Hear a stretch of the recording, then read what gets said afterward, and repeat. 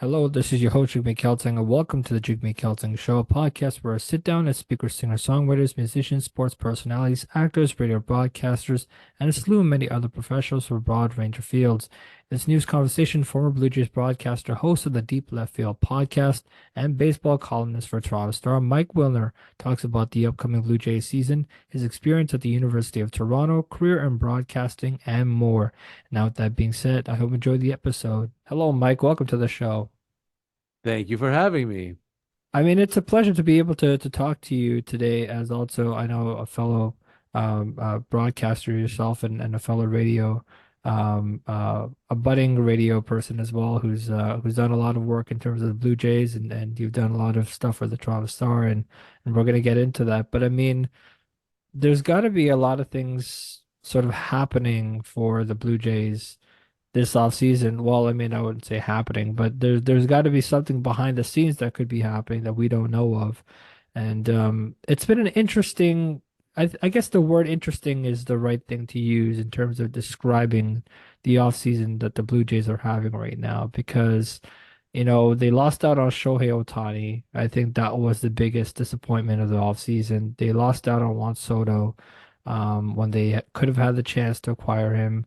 Um, I just sort of the thing that I keep going back to about this Blue Jays team is okay, so if they lose out on both those guys and you're looking for a DH and you're looking for sort of the players that can get you out of that rut that they've been in for the last couple of years in the playoffs where you basically had a shortened sort of playoff series with wild card teams and you're still not able to break through any of those series.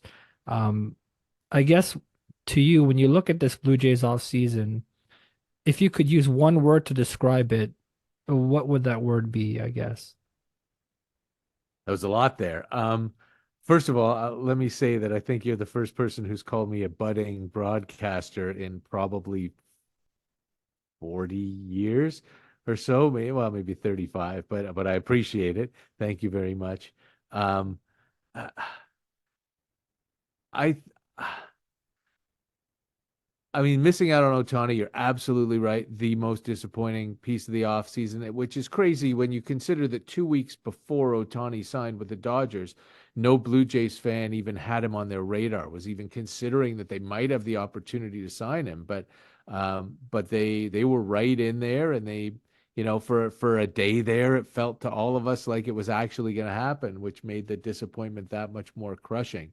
But I don't think that they missed out on Soto because they were pursuing Ohtani. I think that front offices are huge and large, and there are dozens of people working on a lot of different things, so they're always working on multiple things at the same time.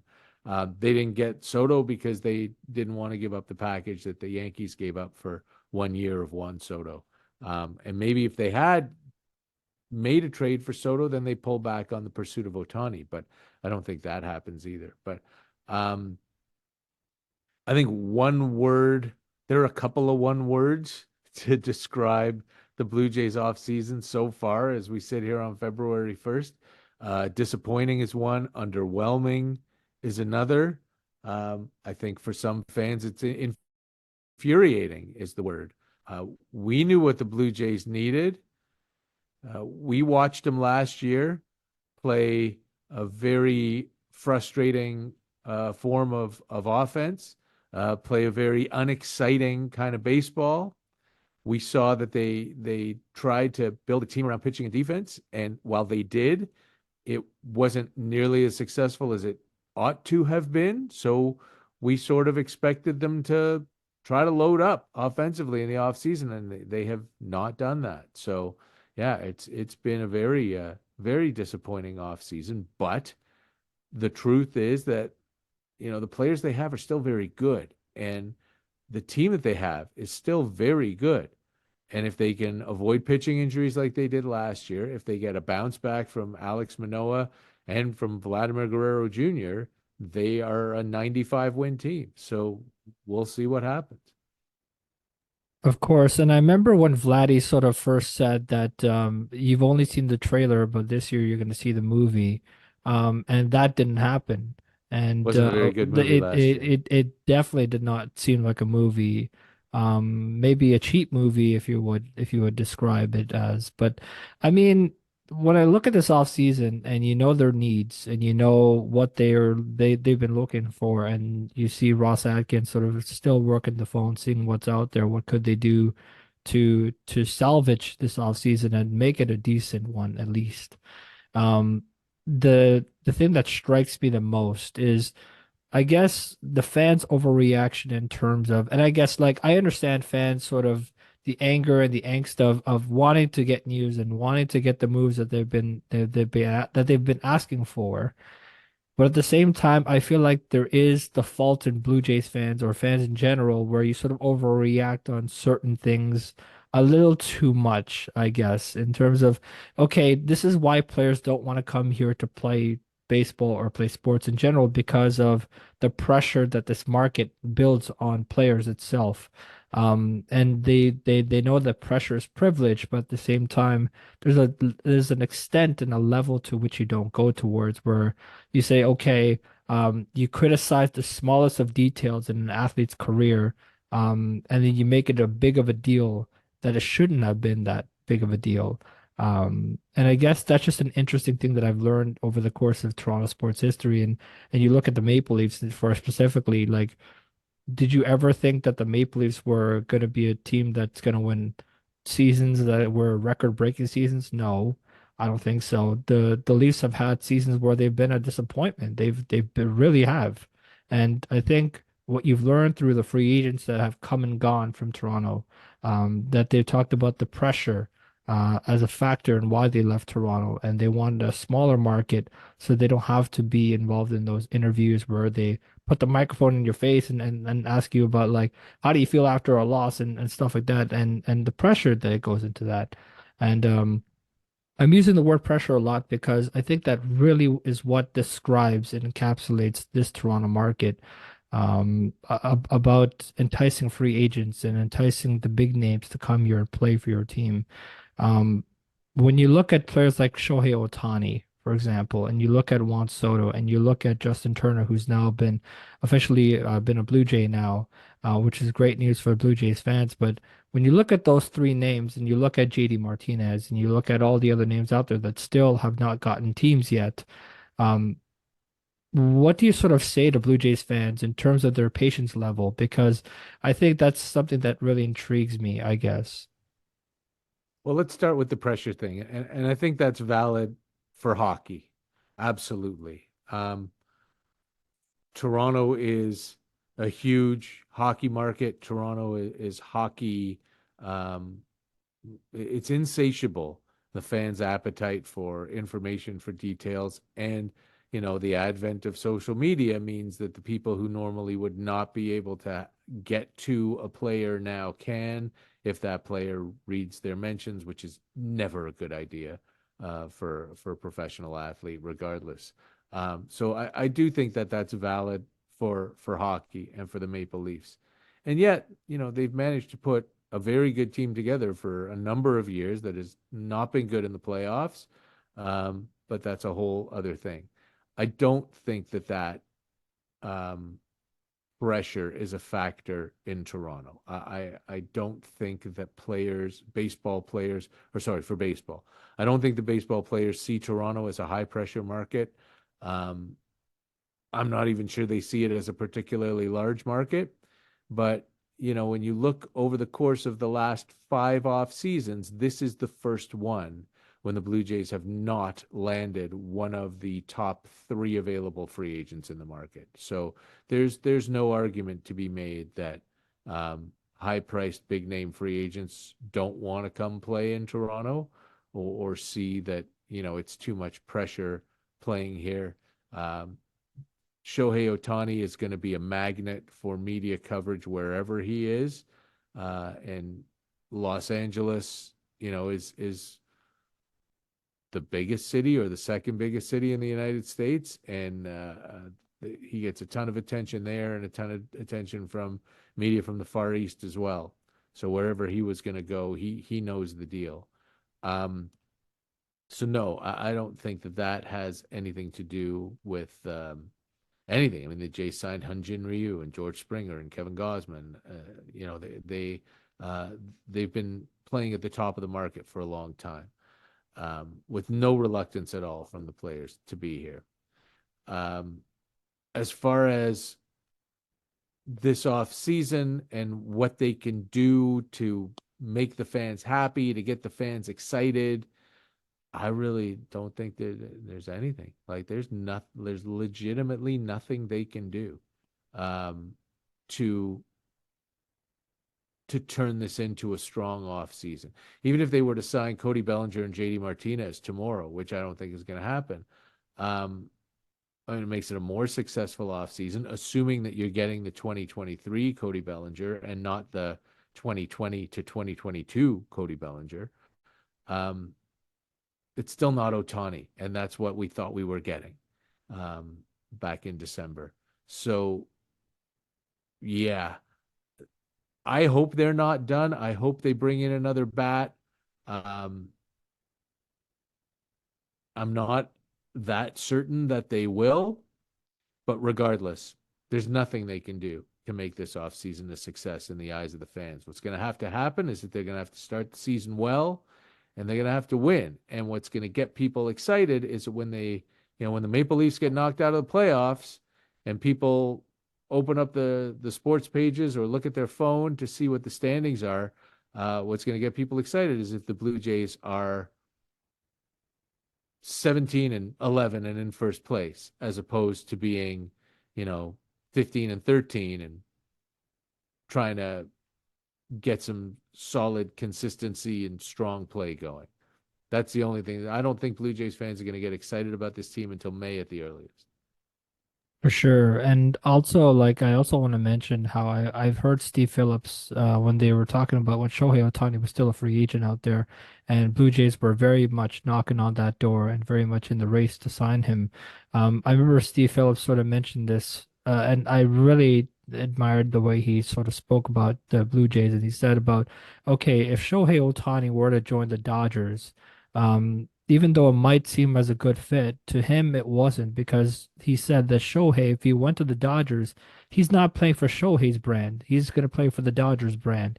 And it's not going to be good for baseball because, like, if he went to Toronto, his brand would probably be to represent Asia, and he would build his own brand here and his own identity in the city of Toronto, and playing for the best fans in baseball, which is the Blue Jays fans. And I think branding is also important and plays a role in terms of a move like that to different, I guess, a different part of the league in Toronto. And I guess in the AL East, moving from the Angels to Toronto would have been the more ideal move for Shohei Ohtani, even though, yeah, the Dodgers have money to spend and they can throw it out at any free agent that becomes available. But do you feel like when it comes to branding, do you feel like that plays a critical role in terms of where a player prefers to go to, I guess? Um, I really don't know how to answer that because I'm not sure I understand what branding means. I mean, if you're trying to build your brand, you're trying to, um, you know, pave the way for you to be successful regardless of what you do and, regardless of how your uh, tenure of whatever you're doing at the moment goes. But is there really a need for Shohei Ohtani to be worried about branding? I mean, he just got um, $800 million. So he doesn't have to worry about anything after baseball or after anything. So I don't know that there's a concern for him to build his brand. I think for him, it was about where he was the most comfortable, plain and simple. I think the Blue Jays and the Dodgers offered him the same amount of money over the same term. He could have come to Toronto and been been the face of a franchise um, to help put them over the top, or he could have gone to Los Angeles to turn a 109 win team into a 112 win team. Um, and he chose to go to Los Angeles, where he's comfortable, where he likes living, and more power to him. Look, I'm all for professional athletes, A, getting every cent they can possibly get, and two, playing in exactly the place they want to play. So, regardless of what Steve Phillips thinks, Shohei Ohtani is the one who matters, and he's the one who thinks that it was ideal for him to play with Los Angeles for the Dodgers, and he doesn't have to worry about anything because he's not only is he set up for life, six generations of his family at least are set up for life as well, and he wins. He has won. For sure. And I guess this also just encapsulates also or ties into another thing that I want to talk about. And of course, Bo Bichette was talking recently on the Blair and Barker podcast and Blair Barker show, and he was talking about sort of the accountability now, and saying that there's no excuses. And I want to read the quote to you, and just I want to get your perspective on what he said. He said, "At the end of the day, we're not a young team anymore. The whole excuse of growing and learning and all that, it's out the window. It's time to be grown. I think we've been through enough experience at this point. Not to say what we've gone through isn't great experience, but saying we're learning, saying we're growing and that kind of stuff, I think that's over. It's time to get it done. We've talked a lot about how good we are. We've said things like that plenty of times from the team as a whole or as individuals separately. It's just time to put the work in and see what we're capable of." When you hear a guy like that now that is saying that he's putting the pedal down and he's saying, okay, enough is enough here. We can't be talking about excuses. Like we know we've said this multiple years in a row where we're growing and we're learning and we're growing. And you heard that from so many Toronto teams so far in the history of the sports and the history of this market. Um, the same old excuse over and over again. And now seeing Bo sort of step up and say, okay, we can't be saying that anymore. It's time to put the money where your mouth is and say, this is the year. If there's any time to prove people wrong, it's this year. And even though we've lost out on the biggest of free agents, we still believe this team can win with the pieces they have now. And it seems like he's doubled down on it with that quote. And he's saying that it's time. What else do we have there to lose? Everybody thinks that we're not the favorites to win, and certainly right for them to believe that. But what do you make of Bo Bichette's comments? Because it seems like that's a player that seems like he's getting tired of the narrative going around with this Blue Jays team, but they can't finish in the playoffs and they can't finish in the biggest of moments, I guess. I mean, I wouldn't expect anything less from Bo. That's who he is. He said the same things last year.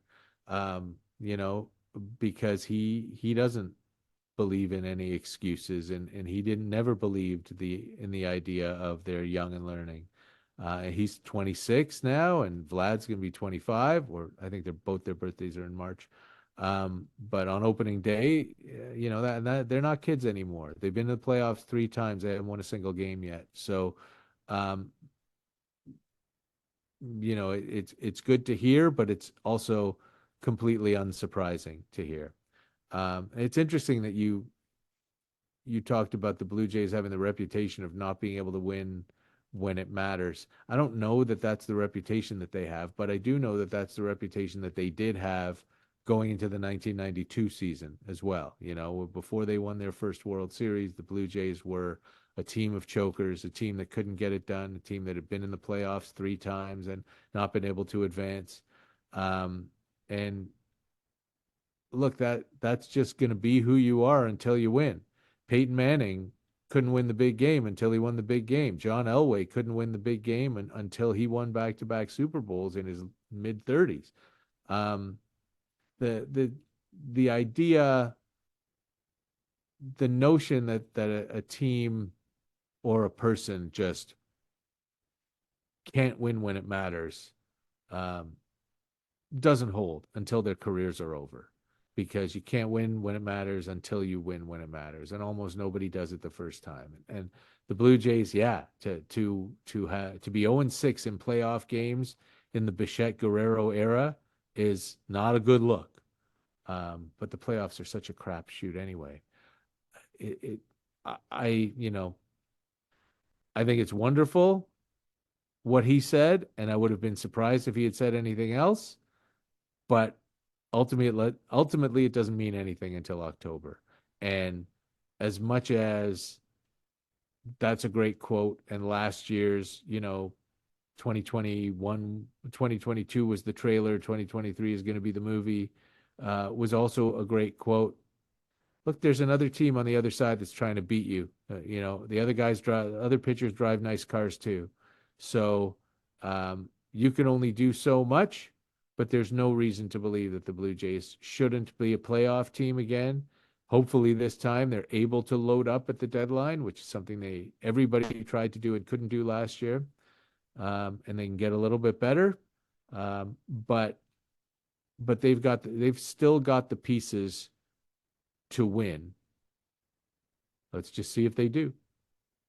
And also something else that also sticks out to me about free agency in general or enticing big names specifically, you know, you see a lot of this talk about also, well, does the prettiest of names on the trade board, does that really matter in terms of sports? Because to me, when I look at the prettiest of names and you look at the big names like Otani, you saw Soto, and we can repeat their names over and over again. But to me, when I look at Toronto teams and I look at who they're attracted towards most, and yeah, people can say the big names, but really what matters is those depth players. You need depth in spades in order to win in the playoffs, and you need someone that can come in and be that leader in that bullpen, or someone in that locker room to speak up when it matters, and to shake up the guys here and say, "Go, okay, we're not out of this. We're not out of this. We can definitely pull ourselves out of this hole and win series and win games in the biggest of times." I guess, does depth matter more than the enticing big players to sign for your team in the playoffs, I guess? I don't think so. I mean, I think in hockey, yeah, that stuff matters.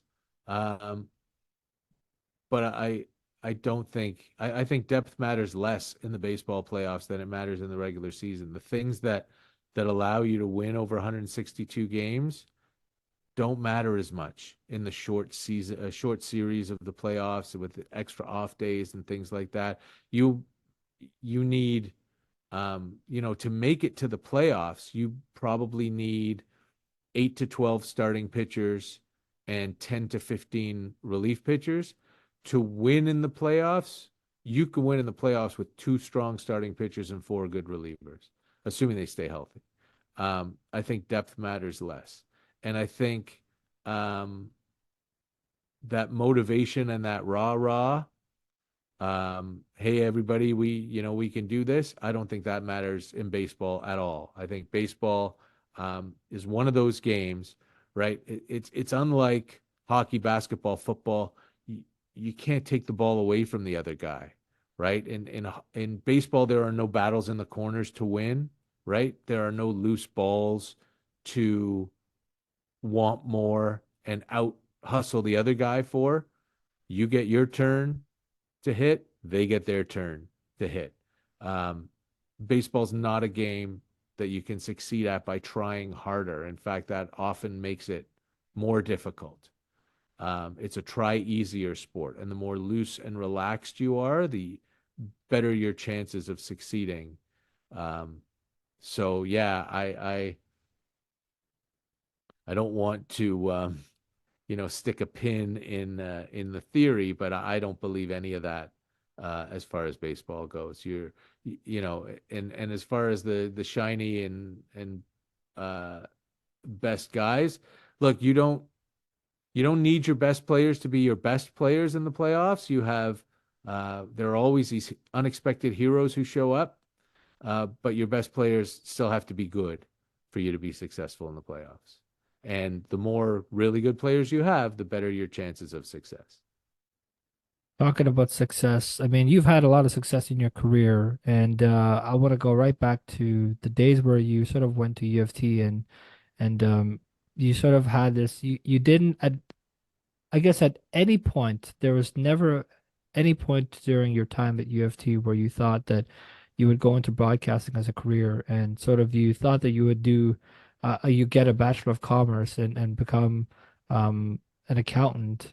Um, but when you sort of got that call from 680 News or something about the Blue Jays, and saying that you got that call to do the Blue Jays broadcasting role, what went through your head when you first heard that and got that opportunity?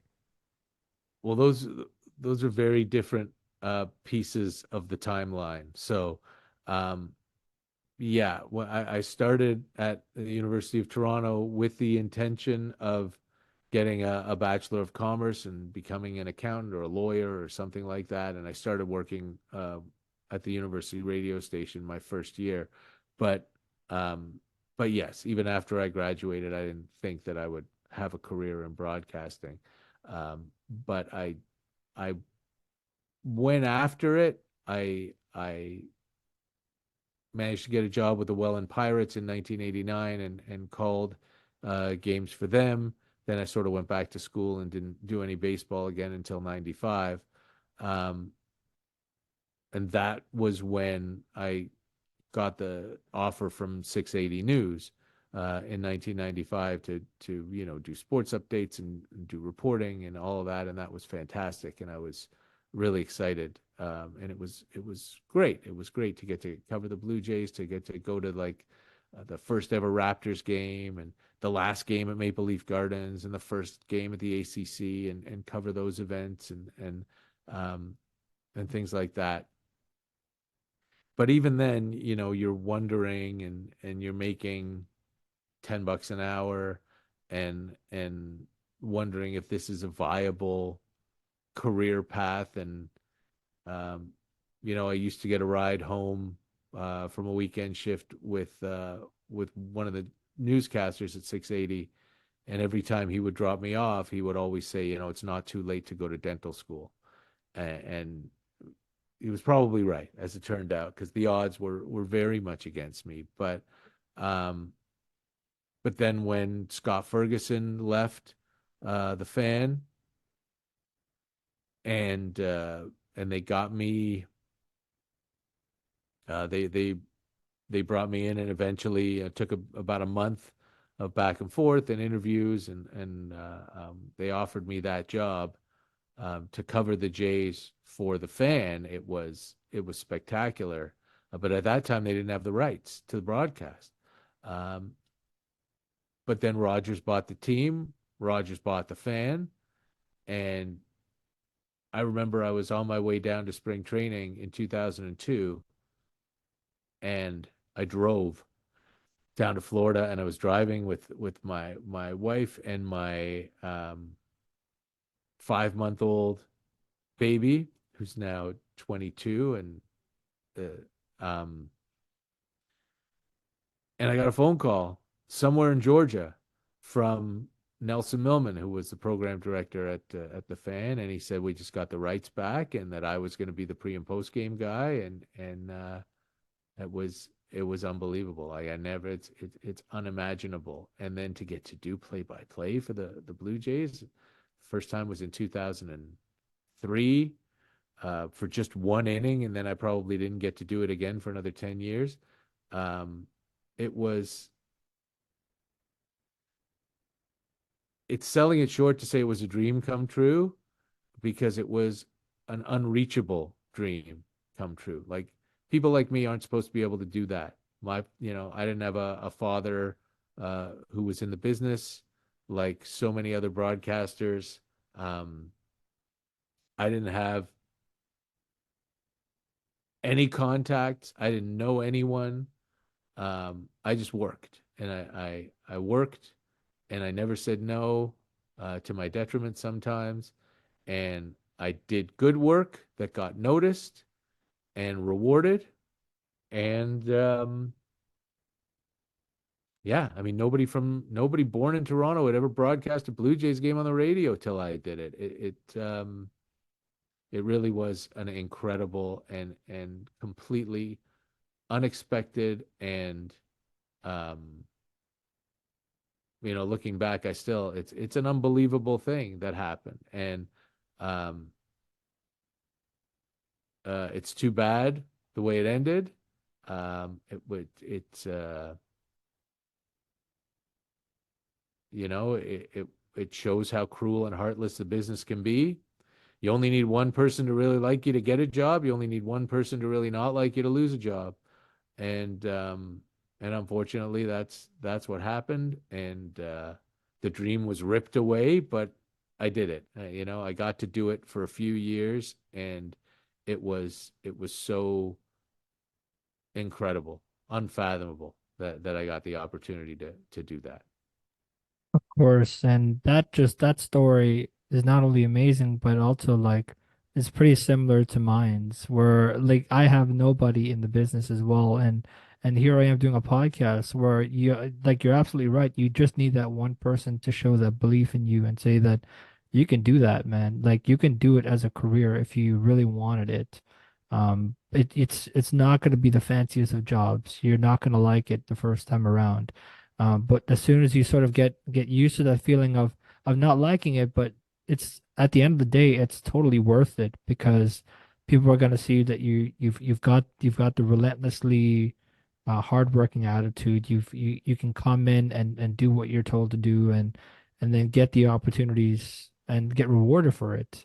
And I guess that just went straight into how your career began and now where you are today with the success that you've had and obviously I remember my days at Humber where I was just sitting in that classroom. I was like, what am I doing here? And how did I get into radio? And it all started in high school, when I knew I had a love for podcasting. I wanted to talk to people. I want to interview people.